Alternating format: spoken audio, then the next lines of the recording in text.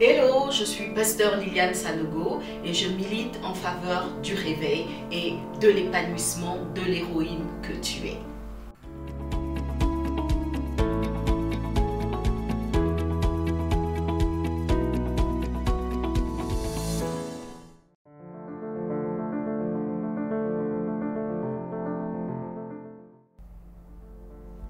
Hello les championnes, il n'est pas toujours facile de faire des choix. Nous l'avons dit précédemment. Et justement, j'étais en train de réfléchir en plusieurs éléments qui m'imposent un choix. N'empêche que vivre, c'est choisir. Bien que j'aurais aimé me soustraire à cet exercice, nous sommes obligés de choisir pour progresser dans la vie. La vérité, c'est que nos choix, s'ils ne nous sont pas imposés, reflètent notre être profond. Nous choisissons en fait ce que nous sommes. Nos choix vont avoir un impact sur le présent ou le futur. Mais laisse-moi te révéler quelque chose de très important, c'est que la plus grande partie en fait des choix que tu fais au quotidien vont avoir un impact limité sur la progression de ta vie.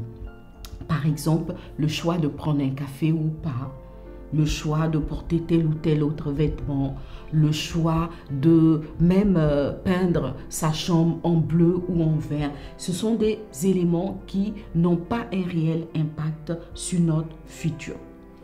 N'empêche que à la fin de la journée, on a fait des choix et on se rendra compte qu'il y en a certains qui ont été bons et d'autres qui n'ont pas été bons.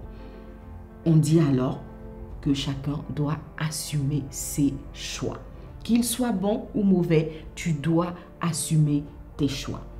Tant que tes choix ont été bons, il est facile de les assumer puisque ces choix te valorisent, ils boostent ton capital confiance et surtout, ils te font progresser. Le bas blesse lorsque les choix sont mauvais. Comment assumer ces mauvais choix? Je vais te donner 4 secrets pour assumer tes mauvais choix. Première chose, tu dois être conscient qu'on ne fait pas toujours les bons choix. Ça arrive de faire le mauvais choix et dans ce cas, il faut dédramatiser en se donnant la possibilité de faire un nouveau choix. Deuxième chose, la plupart des choix que nous faisons, comme je le disais tout à l'heure, ne sont pas aussi déterminants qu'on veut le faire croire. Choisir même est un apprentissage de la vie. Or, tout apprentissage vient avec son lot d'échecs. Troisième chose, même lorsqu'un échec engendre des conséquences graves, il faut se dire qu'il y a toujours une solution, il y a toujours une porte de sortie.